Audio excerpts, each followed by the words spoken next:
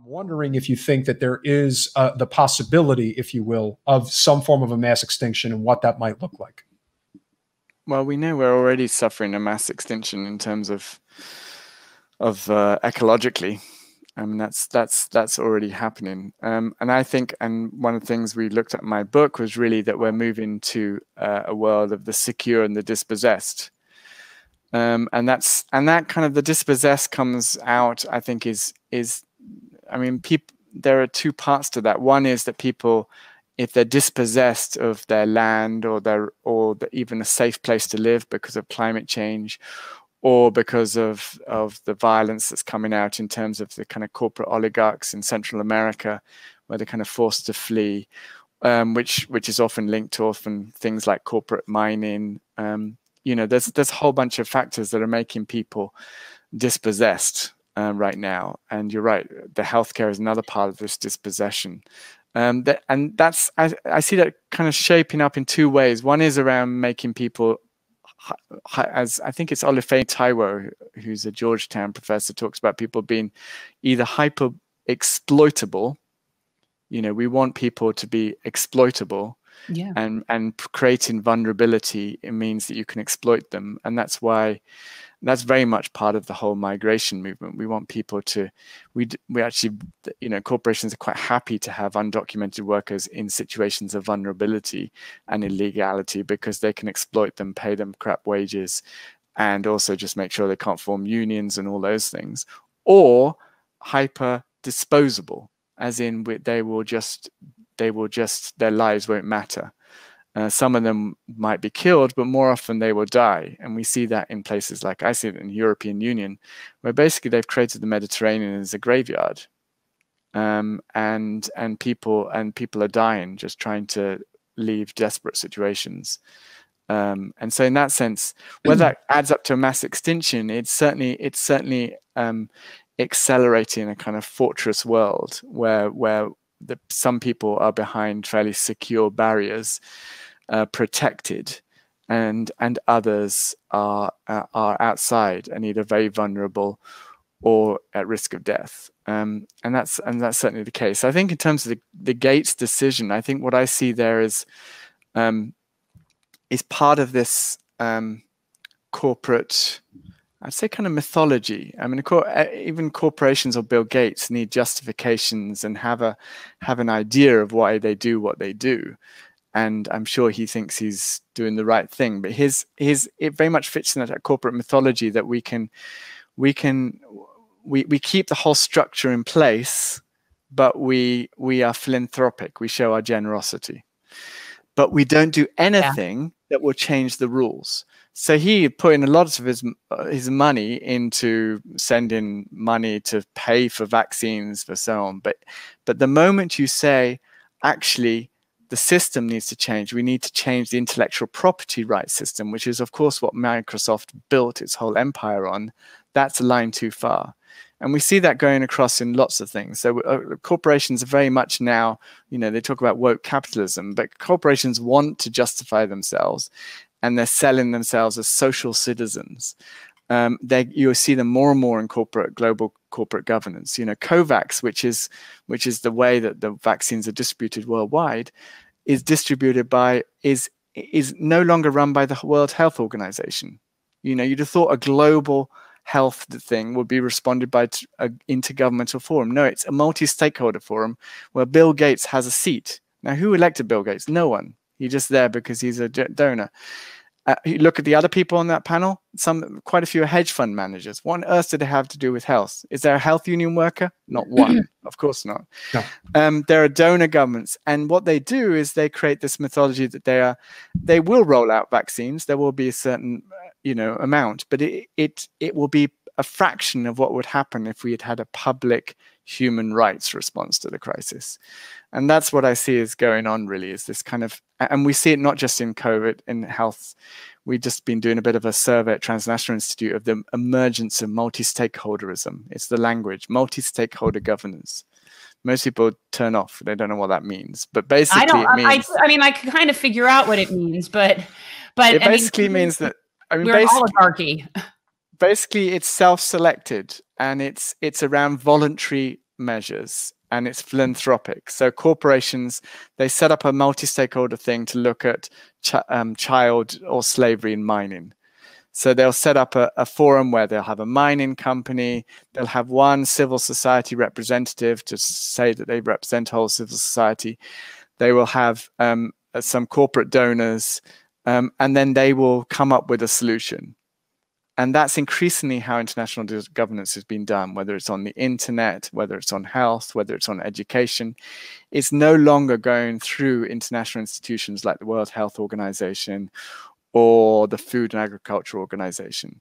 Most of these global decisions are now being done by these bodies, which are self-selected and always come up with voluntary solutions where they look like they're doing something, and they may be doing something, but they are actually undermining an international public response, a kind of a public, and one which is accountable. You know, we can't get rid of COVAX, that no one appointed them. So they run, and yet they're the ones who've decided that 80% of the world's population, even in their own plans, 80% of the world population, they say they will not get any vaccines by the end of this year. They just say that. And it's unlikely they'll even get to 20%, because basically we're seeing that private corporations, it's not in their interest to roll out to poor countries that can't pay. Right. This is a problem with a profit motive in dealing with a pandemic. Well, in dealing with healthcare, period. But I actually feel like this, and because of COVID, it's almost opened a window into how sick and demented our system is in this country to other countries. I know that there have been a lot more people aware just based on what's going on with the vaccine. But there was something, it was the Harry and Meghan interview, and the people in the UK were floored with the amount of pharmaceutical ads that went on during that interview. And just in general, there is this, I think, new awareness amongst other places as how demented this is here. No, I think I mean, there was that moment in COVID where I think there was a lot of realization that it had the potential. You know, we had something that was global.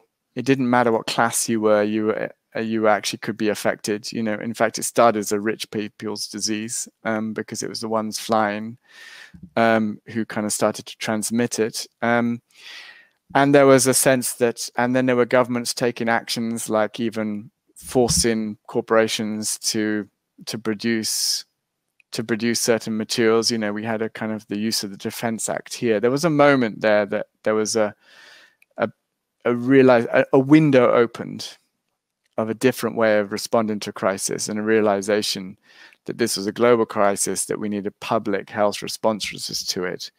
But what we've seen is, of course, with the corporations and so much entrenched in power, they have guided the response, and they've closed that window down. I wouldn't say it's gone, because I think resistance and anger is now something we have to mobilize. I think it's absolutely disgusting that how the rich countries have just kind of grabbed all the vaccines and then have constructed a response that deprives the rest of the world of a really effective response. You know, this is a global crisis. If we were all in this together, we would have had a very different response to this. I think even back in the 1940s, you know, in the Second World War, there would have been a kind of different kind of spirit of we're all in this together, and it's been closed. But we've really got to stand up and say that this is unacceptable. And in the end, it's self-defeating. It's a stupid philosophy, because if we allow the virus just to go rampant, and this goes back to your point about mass extinction, it's going to actually allow new variants to appear, and the virus will come already back. Happening. Yeah. Oh, it's already happening. So it's really not just deeply immoral, it's also ultimately totally self-defeating. So, and that's why I think there is a real moment now and I think there are big campaigns right now. It's really important to express our anger to both the pharmaceutical companies who are, to Bill Gates, who's refusing any shifts, and to Biden, you know, to say that the U.S. administration, it's no, you know, and again, he responds with the typical corporate mythology thing of like, we'll send so many vaccines as a nice, generous gesture. No, we need See, and I think that their response would be just to put a woman in charge or a woman of color. They'll just put a woman of color in charge of the response. We need to say the system is at fault and we need to change that system. Otherwise, we're going to continue to allow this immorality to continue. Well, I look at it two ways. I think on the one hand, I think that there is going to be a straw that breaks the camel's back. I'm not sure what it's going to be, but I don't think we're far from it. I don't think people really understand how devastated this country is right now, especially from an economic standpoint. I don't think people really understand just how in debt tens of millions of people are and what an abject failure Biden is going to ultimately be as president. I know people don't want to hear it, but it's going to happen, because there is no fundamental changes happening. And unless you are willing to fundamentally change the way things are done in this country, the only thing you're doing is putting a Band-Aid on a gaping wound, and that is not going to solve the problem. And then the other thing that I do think is the silver lining, if you will, if there is one, I think a lot of people are starting to recognize how the game is played and how they are being played. You know, I think it was Mark Twain who had the great line about, you know, you can fool a person. It's much easier to fool a person than to convince them they're being fooled. I think that at some point there's going to be enough people who will have their sort of come to Jesus moment and say, yeah, I've been fooled. I've been taken, and I don't want to be taken anymore. I want to do the right thing, and I want to stand up.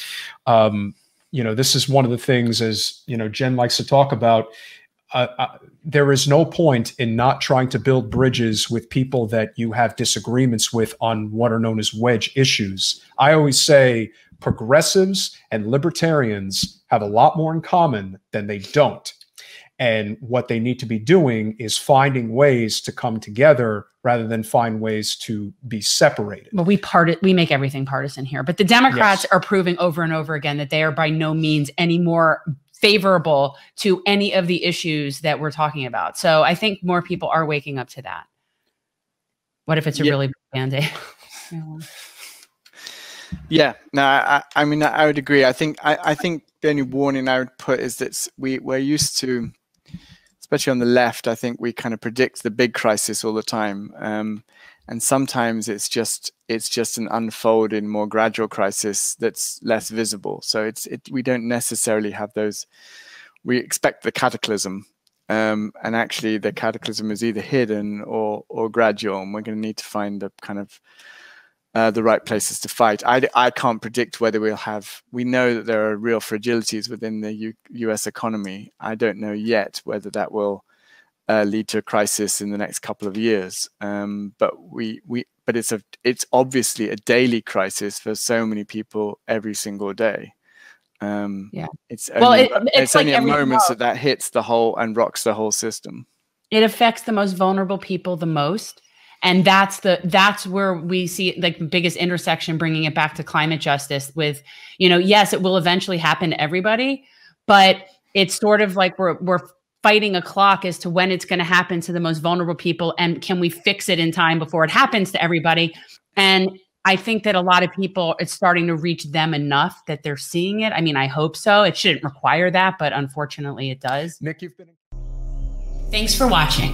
If you want to support our mission to transform politics into service, please like this video, subscribe, follow us on social media, and consider joining our Patreon, where you'll get early access to our interviews as well as other exclusive content. Links are in the description. Peace out.